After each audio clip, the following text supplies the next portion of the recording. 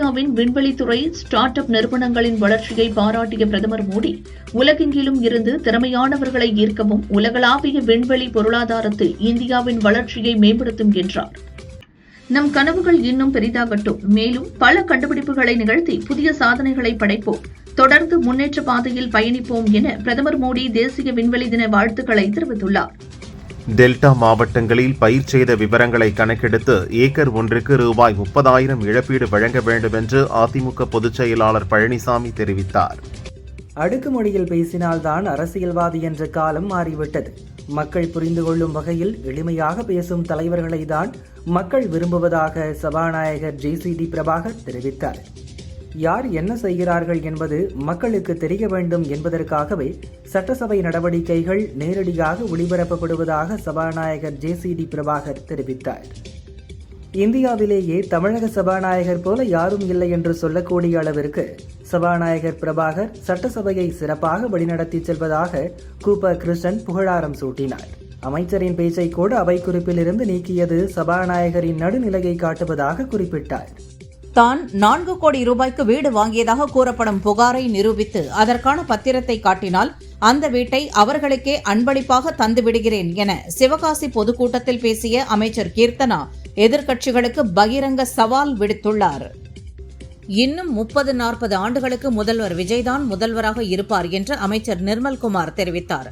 மாணவர்கள் பள்ளிக்கு செல்லும் போதோ அல்லது வெளியில் செல்லும் இடத்திலோ எந்த பிரச்சனை என்றாலும் உடனே சொல்லிவிடுங்கள் என்றார். நலவாரிய தொழிலாளர்களின் நலன், 108 ஆம்புலன்ஸ் ஊழியர்களின் கோரிக்கைகள் மற்றும் குழந்தை தொழிலாளர் ஒழிப்பு ஆகியவற்றில் அரசு தீவிர கவனம் செலுத்தி உரிய நடவடிக்கைகளை எடுத்து வருவதாக தொழிலாளர் நலத்துறை அமைச்சர் பர்வேஸ் கூறியுள்ளார். முந்தைய திமுக ஆட்சியின் முறைகேடுகள் தொடர்பாக தனது டேபிளில் உள்ளதாக கூறும் அந்த 3 ஃபைல்களை முதல்வர் விஜய் 1 வாரத்துக்குள் திறக்க வேண்டும். இல்லையென்றால் சபை தவறாக வழிநடத்தப்பட்டதாக எதிர்க்கட்சிகள் உரிமை மீறல் குழுவிடம் முறையிட வேண்டும் என்று முன்னாள் அமைச்சர் துரைமுருகன் சவால் விடுத்துள்ளார். சீனா உட்பட அனைத்து நாடுகளுடனும் இந்தியா வர்த்தகம் செய்ய வேண்டும். அதே நேரம் நாட்டின் உற்பத்தி மற்றும் தொழில்துறை திறன்களை பலப்படுத்திக் கொள்ள வேண்டும் என வெளியுறவு அமைச்சர் ஜெய்சங்கர் குறிப்பிட்டுள்ளார். 2035ஆம் ஆண்டுக்குள் இந்தியா தனது சொந்த விண்வெளி நிலையத்தை அமைத்துவிடும் என இஸ்ரோ தலைவர் நாராயணன் அறிவித்துள்ளார். கொடுத்த வாக்குறுதிகளை மத்திய அரசு நிறைவேற்ற தவறினால் மீண்டும் நாடு தழுவிய அளவில் போராட்டம் நடத்தப்படும் என கரப்பான்பூச்சி ஜனதா கட்சி தெரிவித்துள்ளது. மேகமலையில் தலைமுறையாக வாழும் மக்களை ஆக்கிரமிப்பாளர்கள் என வெளியேற்றாமல் வன உரிமை சட்டத்தின்படி மனிதாபிமானத்துடன் அணுக வேண்டும் என சுப்ரீம் கோர்ட் உத்தரவுக்கு மார்க்சிஸ்ட் கம்யூனிஸ்ட் கட்சியின் சண்முகம் வலியுறுத்தியுள்ளார். அரசு பெண் ஊழியர்களுக்கு 3வது குழந்தைக்கு கூட சம்பளத்துடன் 1 வருடம் மகப்பேறு விடுப்பு வழங்கப்படும் நிலையில் மாநகராட்சியில் பணிபுரியும் தூய்மை பணியாளர்களுக்கு முதல் குழந்தைக்கு கூட மகப்பேறு விடுப்பு மறுக்கப்படுவதாக உழைப்போர் உரிமை இயக்க தலைவர் பாரதி குற்றம் சாட்டியுள்ளார். தாவேக தலைவர் விஜய் அரசியலுக்கு வந்த பிறகு ஒரு திராவிட கட்சி காணாமல் போகும் என்று கணித்ததாகவும் அந்த இடத்தில்தான் தற்போது அதிமுக இருக்கிறது என்றும் தாவேக நிர்வாகி வைகை செல்வன் விமர்சித்துள்ளார். திமுக மக்கும் குப்பை, தாவேக மக்காத குப்பை. மக்கும் குப்பை என்பது பூமிக்கு உரமாகும், நன்மை தரும். தாவேக மக்காத குப்பை போல உள்ளது. இதனால் எப்போதும் ஆபத்துதான் என்று திமுகவை விமர்சித்த லயோலா மணிக்கு சேகர் பாபு பதிலடி கொடுத்துள்ளார். வீட்டு உபயோக கேஸ் சிலிண்டருக்கான EKYC பதிவு செய்யும் கால அவகாசம் ஆகஸ்ட் 31ஆம் தேதி வரை நீட்டிக்கப்பட்டுள்ளது. செப்டம்பர் 1 முதல் வெளிநாடு செல்லும் பயணிகளின் போர்டிங் பாஸில் குடியேற்ற அதிகாரிகள் முத்திரையிடும் நடைமுறை நிறுத்தப்படுவதாக மத்திய அரசு அறிவித்துள்ளது. அதற்கு பதில் போர்டிங் பாஸ் முறை அறிமுகமாகிறது. வங்கதேசத்தின் ரங்பூரில் ஹிந்து சமுதாயத்தைச் சேர்ந்த ஓய்வு பெற்ற பள்ளி ஆசிரியர் கணபதி சக்கரவர்த்தி உள்பட அவரது குடும்பத்தினர் 4 பேர் பூட்டிய வீட்டுக்குள் மர்மமான முறையில் இறந்து கிடந்த சம்பவம் பெரும் அதிர்ச்சியை ஏற்படுத்தியுள்ளது. திருமலை திருப்பதியில் உள்ள ஹோட்டல்களில் காலிஃபிளவரில் புழுக்கள் இருந்ததாக வந்த புகாரை தொடர்ந்து கோபி ரைஸ், பக்கோடா, மஞ்சூரியன் போன்ற காலிஃபிளவர் உணவு வகைகளுக்கு திருமலை திருப்பதி தேவஸ்தான நிர்வாகம் தற்காலிக தடை விதித்துள்ளது. இன்னும் கொஞ்ச நாட்களில் மதிமுக போல் அதிமுக ஆகிவிடும். தலைவர்கள் மட்டும்தான் இருப்பார்கள், தொண்டர்கள் இருக்க மாட்டார்கள் என்று அமைச்சர் செங்கோட்டையன் தெரிவித்தார். சூப்பர் ஸ்டார் ரஜினிகாந்தின் பஸ் கண்டக்டர் முதல் உச்ச நட்சத்திரம் வரையிலான திரையுலக பயணம் எளிமை மற்றும் ஆன்மீக சிந்தனைகள் அடங்கிய சுயசரிதை எழுதும் பணி தீவிரமாக நடந்து வருவதாக ரஜினி மகள் சௌந்தர்யா அதிகாரப்பூர்வமாக தெரிவித்துள்ளார். எம்எல்ஏக்களுக்கு கார் உட்பட பல்வேறு சலுகைகளையும் உதவியாளர் சம்பளத்தையும் உயர்த்தும் தமிழக அரசு நாள்தோறும் உழைக்கும் தூய்மை பணியாளர்களுக்கு 25,000 ரூபாய் குறைந்தபட்ச ஊதியம் தராதது ஏன் என உழைப்போர் உரிமை இயக்கம் கேள்வி எழுப்பியுள்ளது. சென்னையில் பல்லாவரம், வேளச்சேரி, தாம்பரம் மற்றும் புறநகர் பகுதிகளில் பலத்த காற்றுடன் கூடிய கனமழை பெய்து குளிர்ச்சியான சூழல் நிலவியது. அதே நேரம் சாலையில் தேங்கிய மழைநீரால் வாகன ஓட்டிகள் அவதியடைந்தனர். புதுச்சேரி 16வது சட்டசபையின் முதல் பட்ஜெட் கூட்டத்தொடர் நாளை கூடுகிறது. நிதியமைச்சர் பொறுப்பு வகிக்கும் முதல்வர் ரங்கசாமி 2026-27 ஆண்டுக்கான நிதிநிலை அறிக்கையை தாக்கல் செய்கிறார். மேற்கூரை சூரிய சக்தி மின் நிலையங்கள் அமைக்கும் சிறு குறு நடுத்தர தொழில் நிறுவனங்களுக்கு தமிழக அரசு 5 ஆண்டுகளுக்கு 100% மின்சார வரி விலக்கு அளிக்க உள்ளது. மகாத்மா காந்தி ஊரக வேலைவாய்ப்பு திட்ட நிதி ரூபாய் 2087 கோடி நிலுவையில் இருப்பது தகவல் அறியும் உரிமை சட்டத்தின் மூலம் அம்பலமாகியுள்ளது. நிதி நிலுவையால் தமிழக கிராமப்புற தொழிலாளர்களின் கூலி மற்றும் வளர்ச்சிப் பணிகள் பாதிக்கப்பட்டுள்ளன. இந்திய தேசிய நெடுஞ்சாலை ஆணையம் மல்டிலேன் ஃப்ரீ ஃப்ளோ என்ற புதிய சுங்க வசூல் முறையை தமிழகத்தில் 3 முக்கிய சுங்கச்சாவடிகளில் அறிமுகம் செய்துள்ளது. இந்த முறையில் வாகனங்கள் டோல்கேட்டில் நிற்காமல் வழக்கமான வேகத்தில் செல்லும்போது கட்டணம் தானாகவே வசூலிக்கப்படும். சட்டசபையில் தகாத வார்த்தைகளை முன்னாள் அமைச்சர்கள் பயன்படுத்துகின்றனர். அவர்களுக்கு மாண்பு இருக்கிறதா என அமைச்சர் ரமேஷ் கேள்வி எழுப்பினார். இந்த ஆட்சியில் ஜனநாயகத்திற்கு மிகப்பெரிய முக்கியம் இருக்கிறது. ஜனநாயகத்துடன் ஆட்சி நடத்துகிறோம் என்றார். தஞ்சாவூர் பட்டுக்கோட்டை திருமண விழாவில் எதிர்க்கட்சித் தலைவர் உதயநிதி முன்னிலையில் திமுக எம்எல்ஏ சந்திரசேகரன் முதல்வர் விஜய் மற்றும் அமைச்சர்களை ஒருமையில் பேசியது சர்ச்சையை ஏற்படுத்தியுள்ளது. திமுக பாரதிய ஜனதாவின் முழு கட்டுப்பாட்டில் உள்ளதாக அமைச்சர் நிர்மல்குமார் கூறினார். தேர்தலுக்கு திமுக கோடிக்கணக்கில் செலவு செய்துள்ளது.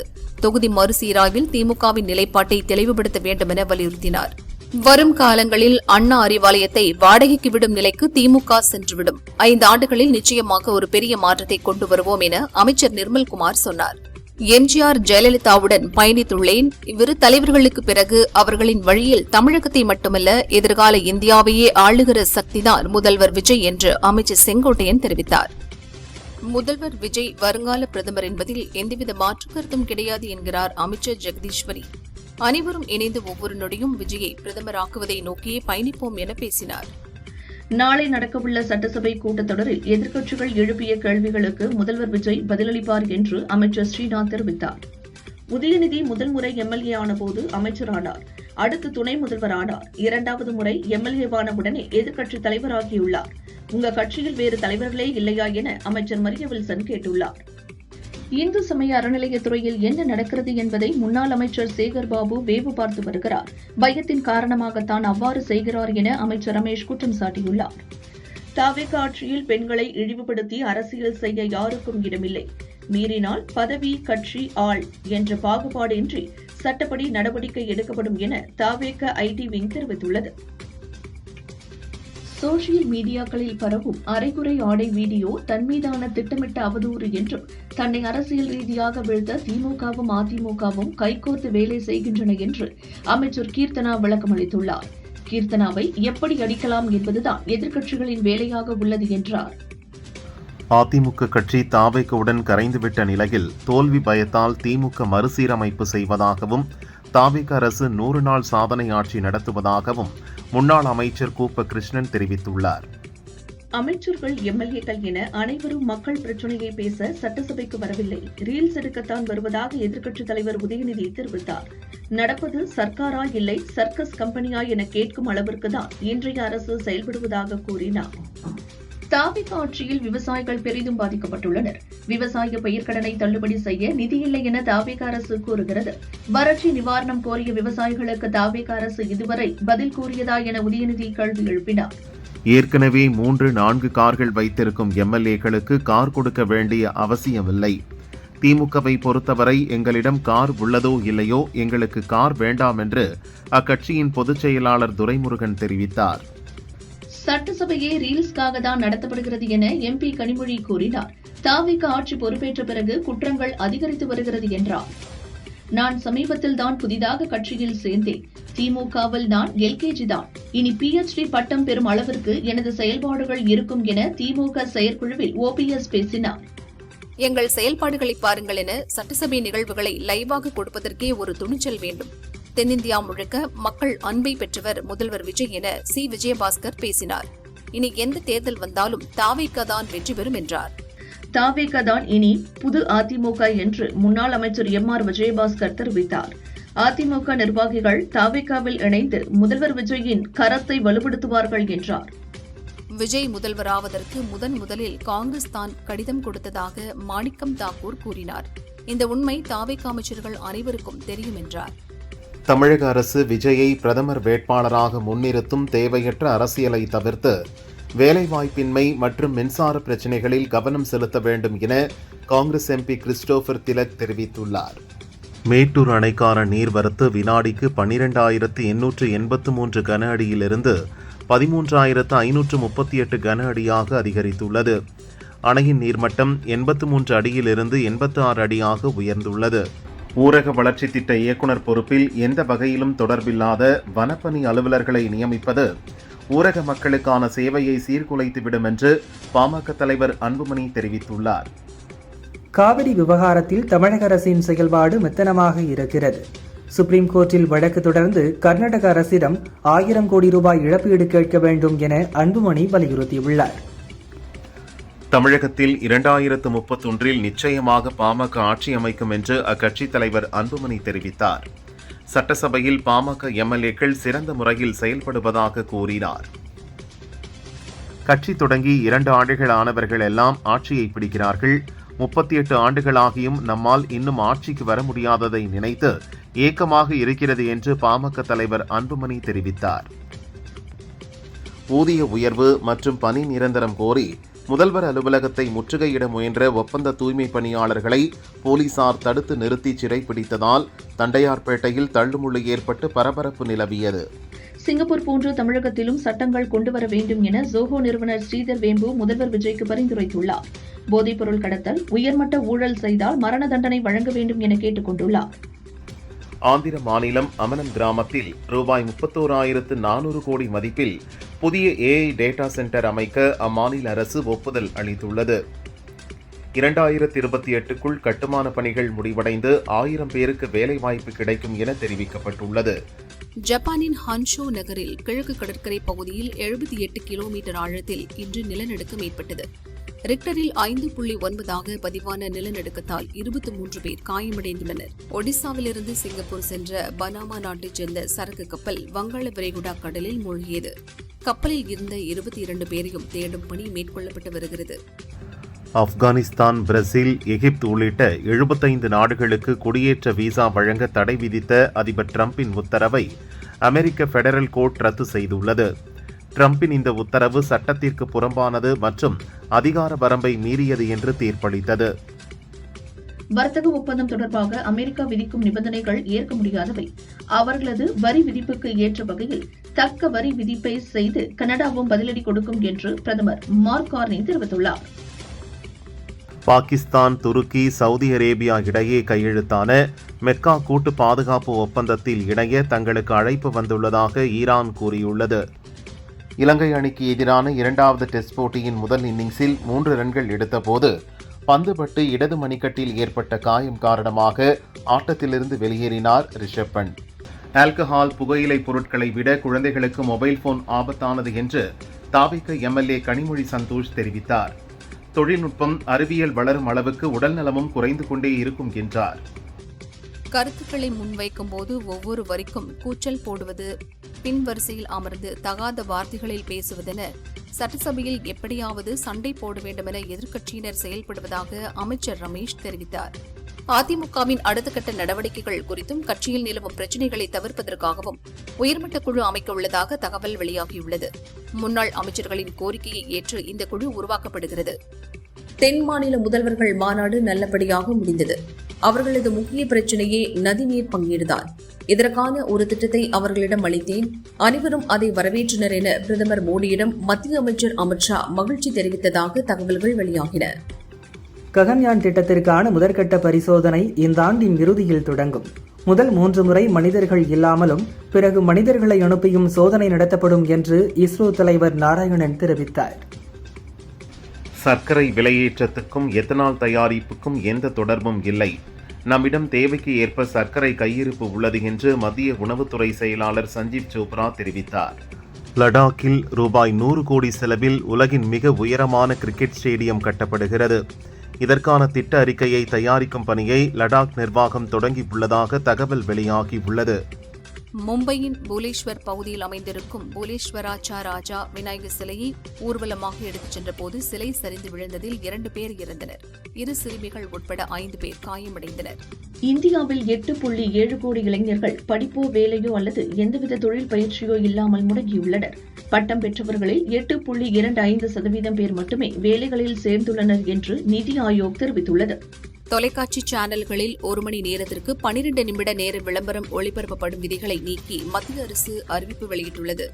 அமெரிக்கா வரி விதிப்புக்கு எதிராக அமெரிக்காவில் இருந்து இறக்குமதியாகும் பொருட்களுக்கு 50% வரி விதிப்பதாக கனடா பிரதமர் மார்க் கார்னி அறிவித்துள்ளார். ஒரே நேரத்தில் தேர்வு நடத்தாததால் தொலைநிலை கல்வியில் படிப்பவர்களுக்கு பாதிப்பு ஏற்படுவதாக பாரதியார் பல்கலைக்கழகத்தில் புகார் அளிக்கப்பட்டுள்ளது. திருப்பதி ஏழுமலையான் கோயிலில் வருடாந்திர பவித்திர உற்சவம் இன்று தொடங்கியது. இதற்கான அங்குரார்ப்பண பூஜை நேற்று இரவு நடைபெற்றது. இதனை ஒட்டி சேனாதிபதி உற்சவர் ஊர்வலமாக 4 மாட வீதிகளில் வலம் வந்து கோயிலில் உள்ள வசந்த மண்டபத்தில் எழுந்தருளினார்.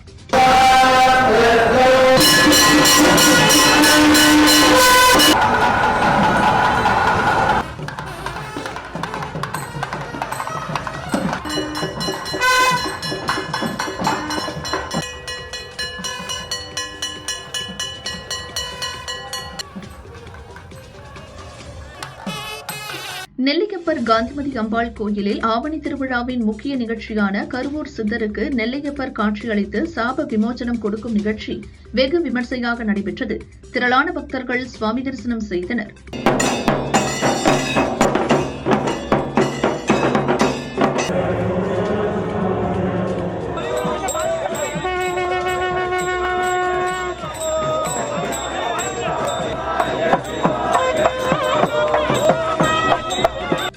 திருச்செந்தூர் சுப்பிரமணிய சுவாமி கோயிலில் ஆவணி மாத முதல் சுப முகூர்த்த தினத்தை முன்னிட்டு இன்று 100க்கும் மேற்பட்ட திருமணங்கள் நடைபெற்றன.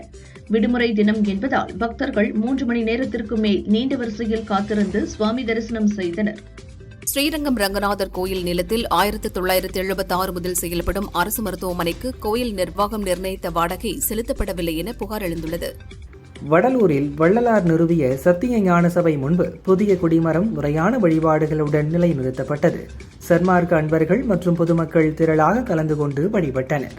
சர்க்கரை விலை உயர்வு காரணமாக புகழ்பெற்ற ஸ்ரீவில்லிபுத்தூர் பால்கோவா விலை கிலோவுக்கு 320 ரூபாயிலிருந்து 400 ரூபாயாக அதிகரித்துள்ளது. முகூர்த்த மற்றும் பண்டிகை நேரத்தில் வரத்து குறைவால் வாழை இலையின் விலை பன்மடங்கு உயர்ந்துள்ளது. தேனி ஆண்டிப்பட்டி மார்க்கெட்டில் இலையின் விலை சென்ற வாரம் 1 கட்டு 500 ரூபாய்க்கு ஏலம் போன நிலையில் தற்போது 5500 ரூபாய் வரை ஏலம் போகிறது. சில்லறையாக ஒரு வாழை விலை 30 ரூபாய்க்கு விற்கப்படுகிறது. ஆந்திராவின் காக்கிநாடாவில் உள்ள விடுதியில் மாணவிகளுக்குள் ஏற்பட்ட மோதலில் பலர் காயமடைந்தனர். அவர்கள் சிகிச்சைக்காக மருத்துவமனையில் சேர்க்கப்பட்டனர். போலீசார் வந்து பேச்சுவார்த்தையை நடத்தியதைத் தொடர்ந்து மாணவிகளுக்கிடையே ஏற்பட்ட பிரச்சினை தீர்ந்தது. கரூர் காந்தி கிராமம் அரசு சமூக நீதி விடுதியில் மாணவர்களுக்கு களி போல் தரமற்ற உணவு வழங்கப்படுவதாக கூறப்படுகிறது. உணவை மாணவர்கள் உருண்டையாக தூக்கி எறியும் வீடியோ இணையதளத்தில் வெளியாகியுள்ளது. சென்னை ஓஎம்ஆர் சாலை குமரன் நகர் அருகே கல்லூரி மாணவர்கள் தங்கியிருக்கும் இடங்களில் காவல் துணை ஆணையர் ரகுபதி தலைமையில் 100க்கும் மேற்பட்ட போலீசார் போதைப் பொருட்கள் உள்ளதா என சோதனை மேற்கொண்டனர். விழுப்புரத்தில் தாவேகா சார்பில் நடந்த மாரத்தான் போட்டியில் பஸ் மற்றும் லாரிகளுக்கிடையே மாணவர்கள் உயிரை பணயம் வைத்து ஓடியது அதிர்ச்சியை ஏற்படுத்தியது. போலீசார் உரிய பாதுகாப்பு கொடுக்கவில்லை என புகார் எழுந்துள்ளது. ஒகேனக்கல் காவிரி ஆற்றில் தண்ணீர் வரத்து இன்று காலை 6 மணி நிலவரப்படி 13000 கனஅடியாக அதிகரித்துள்ளது. 8வது நாளாக பரிசல் இயக்கத்திற்கு தடை நீட்டிக்கப்பட்டுள்ளது. கல்லூரி மாணவர்கள் போராட்டங்களில் பங்கேற்பதை தடுப்பது குறித்த சுற்றறிக்கை அனுப்பிய விவகாரத்தில் கல்லூரி கல்வி ஆணையர் பொன்னையா இணை இயக்குநரிடம் விளக்கம் கேட்டு நோட்டீஸ் அனுப்பியுள்ளார். சிவகங்கை மானாமதுரை அருகே சின்ன புதுக்கோட்டையில் காதலுக்கு எதிராக இருந்த பெண்ணின் தம்பியை வெட்டச் சென்ற சட்டக்கல்லூரி மாணவர் சிவபாலனை அப்பெண்ணின் தந்தை வழிமறித்து வெட்டி கொலை செய்தார். விசாரணை நடக்கிறது. நாட்டு வைத்தியரிடம் லஞ்சம் வாங்கும் சிசிடிவி காட்சி வைரலானதை அடுத்து சிங்கம்புணரி போலீஸ் இன்ஸ்பெக்டர் சீனிபாபு மற்றும் ஹெட் கான்ஸ்டபிள் ஜெயராஜ் இருவரும் டிஸ்மிஸ் செய்யப்பட்டுள்ளனர். அமெரிக்காவுடனான போரில் ஈரானின் வெற்றியை உலகமே ஒப்புக்கொண்டுள்ளதாக ஈரான் அதிபர் மசூத் பெஷஷ்கியான் தெரிவித்துள்ளார். பெஹல்கம் தாக்குதல் சம்பவம் தொடர்பான வழக்கில் பயங்கரவாதி சயீத் இப்ராஹிமுக்கு NIA சம்மன் அனுப்பியுள்ளது. நடிகை த்ரிஷா கைவசம் தமிழ் படங்கள் எதுவும் இல்லை. கடந்த சில மாதங்களாக புதிய படங்களில் நடிப்பதை தவிர்த்து வந்தார். இந்நிலையில் நந்தினி ரெட்டி இயக்கத்தில் உருவாகும் புதிய வெப் தொடரில் இவர் நடிக்க உள்ளார். சூப்பர் நேச்சுரல் த்ரில்லர் கதையில் உருவாகும் இந்த தொடர் நாயகியை பிரதானப்படுத்தி எடுக்கப்பட உள்ளதால் இதில் நடிக்க சம்மதம் சொல்லியுள்ளார். நவம்பரில் படப்பிடிப்பு துவங்க உள்ளது. கௌதம் ராஜ் இயக்கத்தில் ஜெயராம், சிம்ரன் நடிக்கும் புதுப்பட பூஜை சென்னையில் நடந்தது. இவர்கள் இருவரும் பஞ்சதந்திரம் படத்தில் நடித்திருந்தாலும் ஜோடியாக நடிப்பது இதுவே முதல் முறை. காதல் கலந்த காமெடி படமாக உருவாகிறது. 90s மற்றும் ஜென்சி தலைமுறையினருக்கு நெருக்கமான கதையாக இது இருக்கும் என்கிறார் சிம்ரன். படத்திற்கு இன்னும் தலைப்பு வைக்கவில்லை. நடிகர் ஆர்யா தயாரிக்கிறார். முதல்வர் விஜயின் மகன் ஜேசன் சஞ்சய் இயக்கியுள்ள முதல் படம் சிக்மா. சந்தீப் கிஷன், பிரியா அப்துல்லா நடித்துள்ளனர். அக்டோபர் 2 படம் வெளியாகிறது. இவர் அளித்த பேட்டியில், என் வாழ்வில் மிகப்பெரிய தூணே என் அம்மாதான். 24 மணி நேரமும் என்னை பற்றியும் என் தங்கை பற்றியும் சிந்தித்துக் கொண்டே இருப்பார். ஒரு நாள் அவருக்கு போன் செய்ய மறந்துவிட்டால் கூட அவர் போன் செய்து விடுவார். அப்பா அம்மாவிடம் எல்லா விஷயங்களையும் என்னால் பகிர முடியாது. ஒருவித தயக்கம் இருக்கும். என் தங்கையிடம்தான் மனம் திறந்து பேசுவேன் என்றார். விக்னேஷ் ஸ்ரீகாந்த் இயக்கத்தில் அர்ஜுன் தாஸ், அதித்தி சங்கர் நடித்துள்ள படம் ஒன்ஸ் மோர். சென்னையில் நடந்த படவிழாவில் பேசிய அர்ஜுன் தாஸ், என் படங்களில் ரத்தம், வன்முறை, அடிதடி இருக்கும். அதெல்லாம் இல்லாத காதல் படம் இது. என் குடும்பத்தினர், நண்பர்கள் இப்படிப்பட்ட படத்தை விரும்புகிறார்கள். பல கம்பெனிகளில் இந்த கதையை இயக்குனர் சொன்னார். அவர்கள், நாங்கள் தயாரிக்கிறோம், ஹீரோவை மாற்றுங்கள் என்றார்கள். என்னை வைத்துதான் இந்த படம் எடுப்பேன் என இயக்குனர் உறுதியாக இருந்தார் என்றார். கீது மோகன்தாஸ் இயக்கத்தில் யஷ், நயன்தாரா, கியாரா அத்வானி உள்ளிட்டோர் நடித்துள்ள படம் டாக்ஸிக் அடுத்த வாரம் ஆகஸ்ட் 26 படம் வெளியாகிறது. ஐதராபாத்தில் கல்லூரி ஒன்றில் இப்பட நிகழ்ச்சி நடந்தது. யஷ் பேசியபோது அங்கிருந்த சிலர் ஸ்பீக்கர் பாக்ஸ் வைக்கும் கம்பத்தில் ஏறினர். அப்போது அந்த கம்பம் சரிந்து விழுந்த விபத்தில் 2 மாணவர்களுக்கு கால் எலும்பு முறிந்தது. பெண் ஒருவர் லேசான காயமடைந்தார். விஜயின் தலைவா உள்ளிட்ட ஓரிரு படங்களில் நடித்துள்ள விஜய் வர்மா ரியாலிட்டி ஷோவிலும் பங்கேற்றார். இப்போது ஹீரோவாகி உள்ளார். அவருடன் முக்கிய வேடத்தில் பிரபு நடிக்க பிராங்க்லின் ஜேக்கப் இயக்குகிறார். டார்க் ஹியூமர் ஜானரில் வித்தியாசமான கதைக்களத்தில் த்ரில்லர் காமெடி படமாக உருவாகிறது. யுவன் இசையமைக்கிறார். சென்னையில் நடந்த படத்துவக்க விழாவில் அருண் மாதேஸ்வரன், ராம் உள்ளிட்டோர் பங்கேற்றனர். ஐரோப்பாவில் நடைபெற்று வரும் லீமேன்ஸ் சாம்பியன்ஷிப் பந்தயத்தில் நடிகர் அஜித்தின் ரேஸ் கார் திடீரென கட்டுப்பாட்டை இழந்து மற்றொரு காரின் மீது பலமாக மோதி விபத்துக்குள்ளானது. அஜித் எவ்வித காயமும் இன்றி உயிர் தப்பினார்.